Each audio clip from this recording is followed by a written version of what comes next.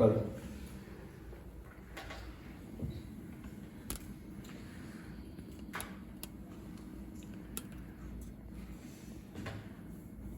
Durante el siglo XX, siglo pasado, hubo diferentes movimientos que lucharon por los derechos civiles de los afroamericanos en Estados Unidos. Todos estos movimientos compartían un mismo deseo: la liberación del ciudadano afroamericano, su liberación y su empoderamiento, podríamos decir. Y todos estos movimientos pues estaban de acuerdo en eso, ¿no? En ese mismo propósito. Ahora bien, la controversia empezaba cuando se trataba de determinar cómo se iba a llevar a cabo esa liberación, qué medios se iban a emplear para ello. En ese sentido, hubo dos figuras relevantes que representarían como dos opciones distintas o dos polos de esta liberación. Por un lado teníamos a Martin Luther King y por otro lado a Malcolm X. De MLK ya hemos hablado muchas veces. Sabemos que promovió la resistencia no violenta, la desobediencia civil pacífica, y además para Martin Luther King y otros muchos líderes de este movimiento por los derechos civiles, el objetivo no era únicamente la liberación del ciudadano negro, sino también la verdadera convivencia entre blancos y negros. En su famoso discurso I Have a Dream, MLK decía: "Tengo un sueño, que un día sobre las colinas rojas de Georgia, los hijos de quienes fueron esclavos y los hijos de quienes fueron propietarios de esclavos serán capaces de sentarse juntos en la mesa de la fraternidad". Sin embargo, para Malcolm X, las cosas no eran tan sencillas. Su infancia había quedado marcada por la muerte de su padre, que fue asesinado en medio de una huelga de trabajadores negros, cuando Malcolm tan solo tenía 6 años. Su vida a partir de ahí fue bastante turbulenta y en muchos sentidos yo pienso que eso fue lo que le llevó a adoptar una postura más radical y polarizada en esta cuestión, ¿no? En cómo se debía entender la liberación del ciudadano afroamericano. Malcolm defendía la supremacía negra, lo que hizo que en ocasiones se le tildara de racista. En uno de sus discursos afirmaba: "Nuestro objetivo es completa libertad, completa justicia y completa igualdad, pero por cualquier medio necesario". Para Malcolm, el fin, de alguna manera, parecía justificar los medios, fueran los que fueran. A pesar de esto, Malcolm terminó refinando sus posturas años más tarde y fue adoptando una perspectiva más tolerante y más cooperativa con el resto de movimientos civiles. Y esta fotografía captó el único encuentro que tuvieron ambos líderes en toda su vida. Un encuentro que se dio en 1964, cuando Malcolm ya había reformado un poco su posición inicial. Un año después de esta fotografía, Malcolm X sería asesinado por quienes consideraron como una traición su cambio de mentalidad. 3 años más tarde sería Martin el asesinado, y ambos murieron a la misma edad, con 39 años. En cierto sentido, estas discrepancias en el movimiento por los derechos civiles de los afroamericanos durante el siglo pasado me recordaban a la situación, a la situación que había en la sociedad judía en tiempos de Jesús. ¿Sabéis de dónde sale esta imagen? ¿Alguien lo sabe? ¿De dónde sale? La vida de Brian, efectivamente. En el mundo judío del siglo I también existían diversos movimientos que buscaban la liberación del judío, ¿no? La liberación del pueblo judío, porque el pueblo judío estaba siendo oprimido y explotado económicamente por el poder romano, ¿no? El poder del Imperio Romano. Y todos estos grupos, prácticamente todos, tenían ese ideal compartido, buscaban esa liberación. Esperaban también la llegada del reinado de Dios y esperaban que ese reino terminara por fin con la opresión de Roma y colocara de alguna forma al pueblo judío en el lugar que, según ellos, le pertenecía. Ahora bien, una vez más, las discrepancias, ¿dónde estaban? Pues como siempre, los problemas venían a la hora de decidir con qué medios, de qué forma iba a acontecer tal cosa. Y en ese caldo de cultivo nos encontramos, como digo, con diversos movimientos. Por un lado teníamos a los celotes. Los celotes pretendían provocar la llegada del reinado de Dios mediante la insurrección armada, mediante la violencia. Ellos esperaban hacer una guerra con Roma y que eso obligara a Dios a tener que manifestarse con todo su poder y instaurar así su reino. Otro grupo eran los fariseos, estos los conocemos más de los evangelios. Los fariseos ponían el énfasis en la pureza y en la santidad. Estas eran las dos cosas más importantes para el fariseo. Y según ellos, el reino de Dios no se iba a manifestar hasta que todo el pueblo de Israel cumpliera cada uno de los preceptos de la Torá en pureza y santidad. Por otro lado teníamos a los esenios. Estos eran un poco más raros. Estos se habían apartado del resto del pueblo, no querían saber nada de la mayor parte del pueblo judío. Consideraban que no había nada que hacer con la mayor parte de la gente. Estaban totalmente perdidos, pero eso sí, ellos no. Ellos eran los escogidos. Ellos eran el verdadero Israel, el grupo de los perfectos. Y como no querían mezclarse con nadie más, pues se metieron en esas cuevas, allí en el desierto, y esperaban en esas comunidades herméticas a que el reino de Dios se manifestara algún día. Luego otro grupo que tenemos, y el último, es el de los saduceos. Este era un poco más distinto del resto porque no estaba tan incómodo. Se podría decir que no esperaban el reino de Dios, al menos no de la forma en la que lo esperaban los demás. Ellos estaban bastante cómodos bajo el yugo romano. Los saduceos lo formaban las familias sacerdotales judías y eran gente de, podríamos decir, clase elevada y ricas, influyentes, vamos, vivían bien, por así decirlo. Y eran los que gestionaban todo el tema del templo de Jerusalén. Para ellos las cosas estaban bastante bien con el poder romano. Mientras la gente siguiera contribuyendo con sus ofrendas, haciendo sus sacrificios y todo lo demás, y ofrendando su dinero, pues ellos no tenían mayor problema. Todo estaba correcto, podríamos decir.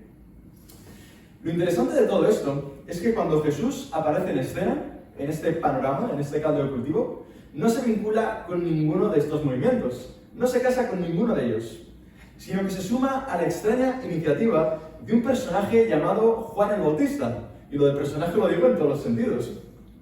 Y es este Juan del que vamos a hablar hoy. Este hombre que iba vestido con piel de camello, que comía miel silvestre. Bueno, debería ser eso un espectáculo, la verdad. Y en el Evangelio de hoy, en la lectura que el calendario nos propone para el domingo de hoy, se nos habla precisamente de Juan, en el capítulo 3 del Evangelio de Lucas. Este Juan, que siendo de familia sacerdotal, es decir, podemos vincularlo con este grupo de los saduceos, ¿no? Estaría en ese entorno. Siendo de ese grupo, parece que decide en un momento dado alejarse del templo, adentrarse en el desierto, lejos de todo lugar sagrado, y empezar a predicar en ese lugar inhóspito, en ese lugar incierto, predicar un llamado de Dios, una conversión. Podríamos decir que, de alguna manera, Juan Bautista encontró su Ikigai en ese desierto y empezó a compartir un mensaje de cambio, de arrepentimiento. Bautizó a la gente y proclamó el perdón de los pecados. Y así leemos en Lucas capítulo 3, versos del 7 al 20. Y decía Juan a la gente que acudía a él para recibir el bautismo: «Raza de víboras, ¿quién os ha dicho que os vais a librar del terrible castigo que se acerca? Demostrad con vuestros actos que os habéis convertido a Dios, y no os digáis a vosotros mismos: nosotros somos descendientes de Abraham. No, os aseguro que Dios puede hacer que de estas piedras salgan descendientes de Abraham. Además, el hacha ya está lista para cortar de raíz todos los árboles. Todo árbol que no dé buen fruto será cortado y arrojado al fuego». La gente le preguntaba: «¿Qué debemos hacer?». Y Juan les contestaba: «El que tiene 2 vestidos, dé uno al que no tiene ninguno. El que tiene comida, compártala con el que no la tiene». Se acercaron también para ser bautizados algunos de los que cobraban impuestos para Roma, y le preguntaron a Juan: «Maestro, ¿qué debemos hacer nosotros?». «No cobréis más de lo que está ordenado», les dijo Juan. También algunos soldados le preguntaron: «¿Y nosotros qué debemos hacer?». Les contestó: «No quitéis nada a nadie con amenazas o falsas acusaciones, y conformaos con vuestra paga». La gente se encontraba en gran expectación, y se preguntaba si tal vez Juan sería el Mesías. Pero Juan les dijo a todos: «Yo ciertamente os bautizo con agua, pero viene uno que os bautizará con el Espíritu Santo y con fuego. Él es más poderoso que yo, que ni siquiera merezco desatar la correa de sus sandalias. Trae la pala en la mano para limpiar el trigo y separarlo de la paja. Guardará el trigo en su granero, pero quemará la paja en un fuego que nunca se apagará». De este modo, y con otros muchos mensajes, anunciaba Juan la buena noticia a la gente. Además, reprendió al rey Herodes, porque tenía por mujer a Herodías, la esposa de su hermano Felipe, y también por todo lo malo que Herodes había hecho. Pero Herodes, a todas sus malas acciones, añadió una más: metió a Juan en la cárcel. Hasta ahí la lectura del Evangelio de hoy. Como vemos, Juan era un hombre de convicciones firmes. Era claro y directo. No se andaba este hombre con medias tintas. Tenía un mensaje claro que compartir y lo hacía sin morderse la lengua. Un mensaje que finalmente hizo que las autoridades imperiales lo arrestaran y lo terminaran decapitando. Juan, a diferencia de esos otros movimientos que hemos mencionado antes, creía que el reino de Dios se iba a manifestar ya mismo, sí o sí. No hacía falta ni la guerra de guerrillas de los celotes, ni la pureza ni la santidad de los fariseos, nada, ni mucho menos el aislamiento este de los esenios, para nada. Dios iba a manifestarse ya mismo, en cualquier momento. Y para sorpresa de todos, aquí viene lo característico de Juan, este hombre creía que ese reino que iba a llegar no iba a implicar únicamente la eliminación de Roma y la colocación de Israel en un lugar privilegiado. No. Para Juan, el reino de Dios también iba a ser un juicio contra el propio Israel, que al parecer había fracasado estrepitosamente en su misión como pueblo. Ser descendientes de Abraham, es decir, ser judíos, no era garantía de nada para Juan. Asistir al templo, cumplir con los deberes religiosos, con los rituales de pureza, todo ese formalismo religioso se quedaba en la superficie, no llegaba al corazón. Y es ahí donde está el problema, en el corazón del ser humano. Juan estaba convencido de que el problema era de raíz y necesitaba una solución igualmente drástica. Por eso convoca a todo el pueblo, sin distinción, los invita a todos. Todo el pueblo debe arrepentirse. Metania en el griego, que literalmente significa cambiar de mentalidad.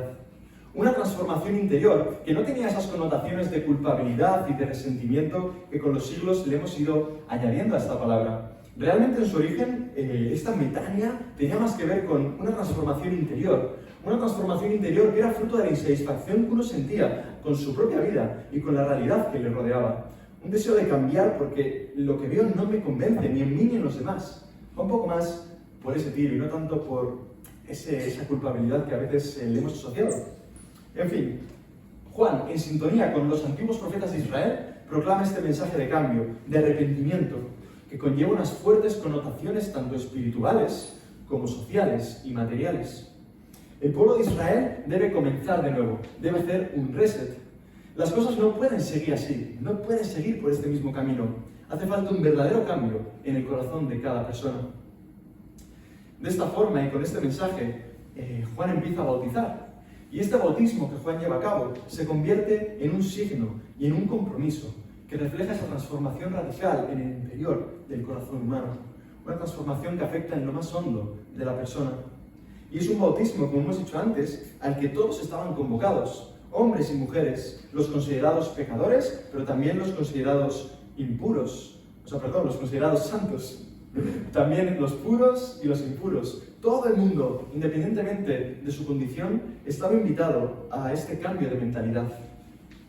Un cambio que para Juan iba acompañado del perdón de los pecados. Y esto debía resultar bastante escandaloso para los sacerdotes de Jerusalén. Era un mensaje bastante disruptivo en la mentalidad judía de su tiempo. Porque Juan está actuando al margen del templo. Está proclamando el perdón fuera del lugar en el que supuestamente se administra el perdón. Sin embargo, Juan el Bautista no parece tener problema con esto. Se adentra en el desierto y ahí, en lo inhóspito, en lo incierto, proclama un perdón al margen de la religión oficial, lejos de ese templo corrompido, corrupto de Jerusalén. Lo más interesante de todo esto es que para Juan, este cambio de mentalidad, esta metania, debía acompañarse de un cambio de conducta, de una nueva ética, de una nueva actitud ante la vida. Para Juan, la espiritualidad verdadera debía encarnarse en la vida, materializarse en actos concretos que reflejaran esa justicia de Dios. La espiritualidad de Juan no es la espiritualidad de la religiosidad oficial, que solo se queda, como hemos dicho, en la superficie, en cumplir el ritual. La espiritualidad de Juan es una espiritualidad encarnada, que nace de la fe de un Dios al que le importa lo que hacemos con nuestra vida. La forma en la que nos relacionamos con los demás, lo que hacemos en nuestro día a día, en nuestros trabajos, en nuestros hogares, en la plaza pública de nuestras vidas. Por eso para Juan, aspectos como la justicia, la honradez, o la bondad resultan fundamentales. Juan reta a los oyentes de su tiempo y les confronta con la necesidad de sus semejantes. El que tenga 2 túnicas, dé una al que no tiene. El que tenga comida, que la comparta. A esos recaudadores de impuestos, que eran muy bien conocidos por sus engaños fiscales y sus tejemanejes, les dice que dejen la corrupción. A esos soldados que tenían fama de extorsionar y de abusar de la gente con su autoridad, les dice que no extorsionen ni abusen de nadie. Un mensaje que, a poco que lo pensemos, sigue siendo hoy tan actual como lo fue entonces. Inevitablemente, un mensaje de este calado, con tanta trascendencia social, con tanta conciencia social, te acaba trayendo problemas, inevitablemente. Y a Juan le acabaron parando los pies, como también se los pararon a MLK o a Malcolm X. Como hemos dicho, Juan fue encarcelado y posteriormente fue decapitado. Pero su movimiento tuvo tanta relevancia que Jesús mismo se unió a él. Jesús mismo se unió a él y decidió bautizarse. Entre sus filas dio Jesús sus primeros pasos, antes de iniciar un movimiento propio. Y seguramente se cree que gran parte de los seguidores que Jesús tenía venían también del movimiento de Juan. No sabemos exactamente si Jesús comenzó su movimiento a raíz de que arrestaron a Juan. Parece ser que sí, que tiene algo que ver el que arrestaron a Juan con que Jesús tomara esta iniciativa. Pero bueno, estos son datos inciertos, podríamos decir.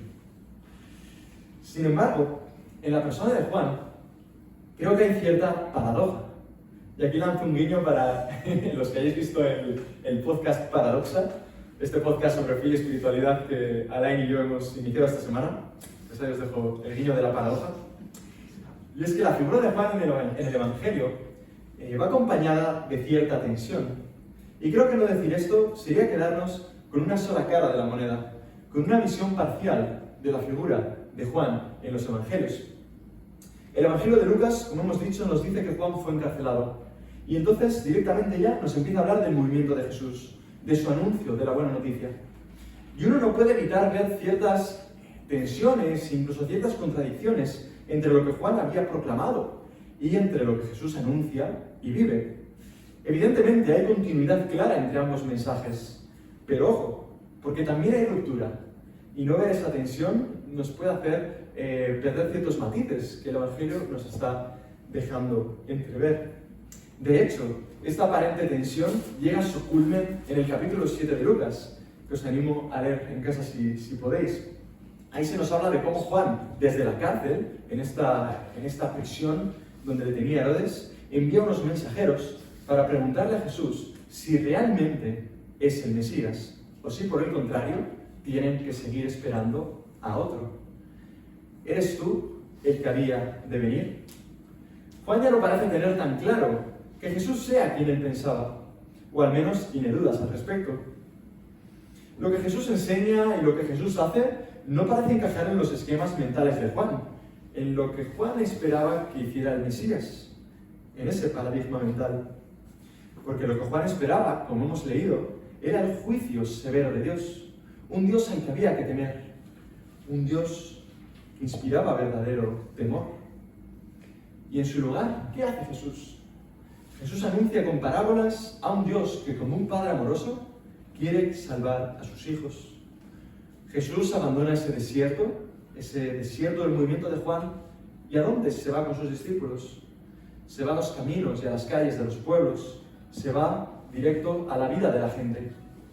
Jesús abandona la vida austera de Juan, esa vida de miel silvestre y de vestimentas exóticas, y adopta un estilo de vida alegre, un estilo de vida festivo. Participa en los banquetes con sus amigos y con sus semejantes. Jesús proclama la misericordia de Dios, tanto con su vida como con sus obras. Y ese juicio que Juan había anunciado parece quedar en un segundo plano, incluso en el olvido. Jesús proclama una noticia que yo creo que Juan ni siquiera hubiera imaginado. Con Jesús, Dios se nos vuelve sumamente cercano y accesible. Fijaos qué tensión en la figura de Juan, en la persona de Juan, que en el capítulo 7 de Lucas hay algo más que se dice ahí. Y es que Jesús dice estas palabras, que seguro que recordáis. Os digo que no ha nacido nadie mayor que Juan. En principio, bien. Sin embargo, el más pequeño en el reino de Dios es mayor que él. Toma paradoja. Esta la apuntamos para el podcast, ¿eh? Os digo que no ha nacido nadie mayor que Juan, sin embargo, el más pequeño en el reino de Dios es mayor que él. Realmente estas palabras no debieran de extrañarnos, aunque a veces lo hacen. Juan era un ser humano. Juan era como tú y como yo. Y estaba tan necesitado de la gracia y del perdón de Dios como cualquiera de nosotros, ¿no? Ser el precursor de Jesús, ser la persona que Dios usó para que Jesús diera ese pistoletazo de salida, no le libra de necesitar la gracia, de necesitar el perdón de Dios. Es más, Juan también necesitaba redescubrir a Dios en Jesús y ser salvado de su propia imagen distorsionada de Dios. Porque en muchos sentidos esto es lo que hace Jesús. Nos salva de nuestra imagen distorsionada de Dios y con ello también nos salva de la imagen distorsionada que tenemos de nosotros mismos y de los demás, de los que nos rodean. Porque esas tres cosas están mucho más unidas de lo que muchas veces pensamos. Cómo vemos a Dios influye en cómo nos vemos a nosotros mismos y eso influye directamente en cómo vemos a los que nos rodean. Juan, como nosotros, necesitaba esa mirada. Porque Jesús sana nuestra mirada en todos los sentidos y con ello nos salva de nuestra propia perdición, de nuestros propios infiernos más temidos. Y todo esto me llevaba a pensar en algo. De aquí viene la aplicación del mensaje de hoy. Juan era una persona sumamente concienciada con las desigualdades sociales que le rodeaban en esa Palestina tan dura del siglo I. Y también era una persona con una profunda fe en que Dios quería cambiar las cosas, en que a Dios no le daba igual cómo vivía la gente, cómo se hacían las cosas en su sociedad. Juan eso lo tenía muy claro. Juan sabía que su Dios deseaba una justicia mayor entre los seres humanos.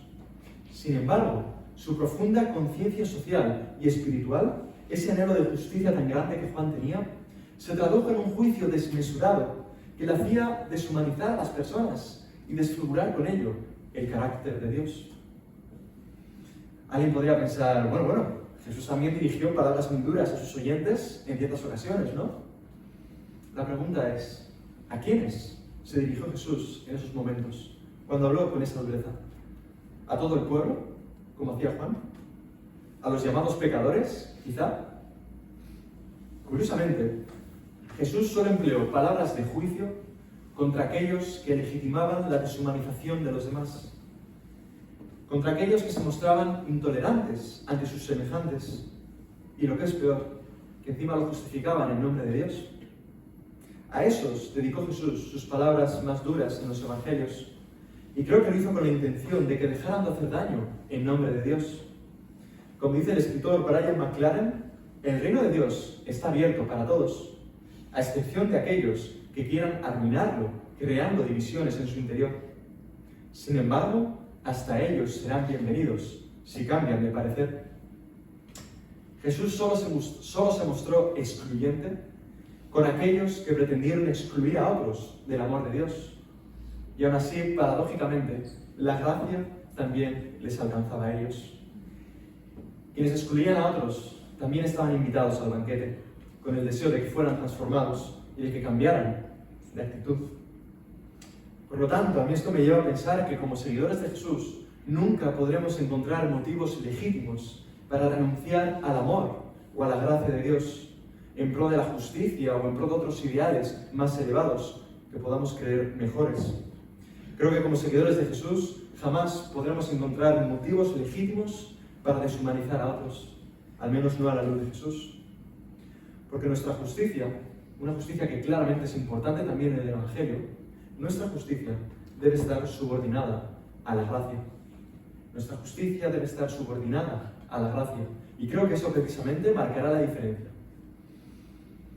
Por lo tanto, ¿qué podemos aprender nosotros hoy del ejemplo de Juan el Bautista? Pues creo que su ejemplo y su persona nos dejan dos grandes enseñanzas para nuestras vidas. Por un lado, creo que Juan nos enseña algo fundamental, algo súper importante. Y es lo siguiente, que una espiritualidad que no se encarne en la realidad concreta es una quimera, es una farsa, es un engaño. por muchas celebraciones dominicales que hagamos, por mucho que oremos, cantemos o leamos la Biblia, por mucho que hablemos, prediquemos o enseñemos acerca de Dios, si no vivimos una espiritualidad encarnada, lo demás no vale de nada. Porque al Dios de la narrativa bíblica le importa lo que hacemos con nuestras vidas.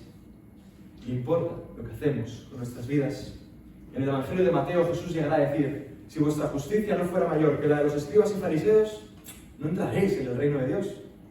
O lo que es lo mismo, si vuestra justicia solo se basa en cumplir normas, rituales religiosos, ¿qué reino esperáis ver? ¿Qué reino esperáis ver? Claro que al Dios de Jesús le importa lo que hacemos con nuestras vidas, le importa nuestra ética, le importa nuestra conducta a todos los niveles, la manera en la que nos comportamos con nuestros semejantes, cómo somos en nuestros hogares, en nuestros trabajos, en la plaza pública de nuestras vidas. Todo eso le importa al Dios de Jesús. Porque nuestra espiritualidad al final se fragua ahí, en el día a día, en nuestra interacción con las personas que nos rodean, en la manera en que realizamos nuestro trabajo, en cómo tratamos a nuestros compañeros o empleados, en cómo gestionamos nuestros bienes y nuestra economía, en cómo cuidamos del medio ambiente que nos rodea, etcétera, etcétera, etcétera. En ese sentido, me alegra que como iglesia podamos sacar adelante iniciativas como el Banco de Alimentos o el nuevo proyecto de acompañamiento a personas sin hogar, o la acción social de la iglesia a muchos otros niveles, como el concierto solidario que celebrábamos ayer con Gospel Bilbao, porque realmente todo esto no es un añadido, un extra, no. Todo esto es un indicativo de nuestra salud espiritual.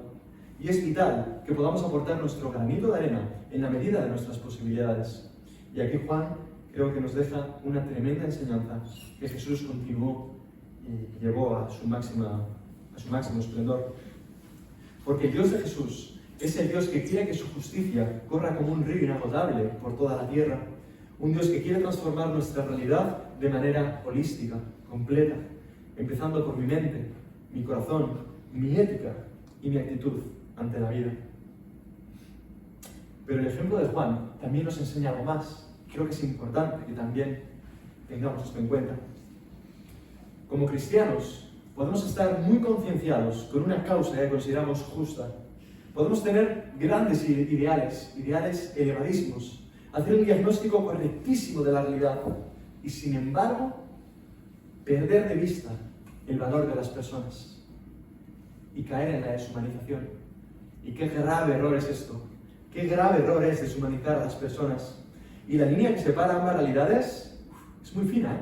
Si analizamos muchas veces los discursos que igual hay en nuestra sociedad, la línea que separa ambas realidades es muy fina entre la búsqueda de justicia y la deshumanización del otro. Podemos ver el ejemplo de Malcolm X, ¿no? En su lucha por los derechos civiles. Es un ejemplo entre muchos otros. Y esto ocurre mucho más de lo que podemos pensar. Cuando defendemos una causa que consideramos justa, y os digo, podemos pensar en 1000 ejemplos. Yo qué sé, la lucha contra la xenofobia, la lucha contra la desigualdad económica, contra la homofobia, la reivindicación del feminismo, la lucha contra la corrupción, la defensa ecológica o animal, y un largo etcétera. Poned lo que queráis ahí. Cualquier causa justa en nuestra sociedad.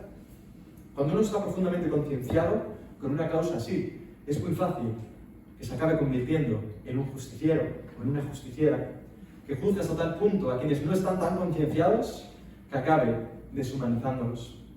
Y entonces, todos esos grandes ideales, toda esa justicia, todo ese diagnóstico tan bueno de la realidad, se acaba desarmando y se acaba cayendo por su propio peso. Hay una frase de Nietzsche, o atribuida a Nietzsche al menos, que dice así: aquel que pelea durante demasiado tiempo contra dragones se acaba convirtiendo en un dragón. Y creo que es mucho más interesante de lo que parece esta frase. En ese sentido, creo que el mensaje de Jesús nos reta a marcar la diferencia también en este sentido. Debemos reivindicar la justicia en nuestro mundo, por supuesto que sí, luchar por aquello que consideramos justo, pero sin perder de vista la mirada de Jesús, para quien el fin nunca justificó los medios. Una mirada que era capaz de ver más allá de las contradicciones y de la oscuridad de las personas, más allá del dragón. Y ahí, más allá de todo eso, Jesús siempre encontraba a seres humanos, a personas víctimas del pecado sumamente necesitados de la gracia y del amor transformador de Dios. Porque al final del día, solo el amor transforma. La ideología, al igual que la letra, lo único que hace es matar. En este tercer domingo de Adviento, día de la alegría, como nos decía Miren, seguimos anhelando la llegada de Jesús a nuestras vidas. Y ojalá que Dios nos ayude a aprender a mirar a las personas como Jesús las miraba y a desarrollar así una espiritualidad encarnada con una profunda conciencia social, como la que tenía Juan el Bautista, pero también con una mirada llena de empatía y de misericordia hacia este mundo roto. Una mirada como la de Jesús. Que Dios nos ayude. Amén. Os dejo ahora con una canción para procesar todo esto.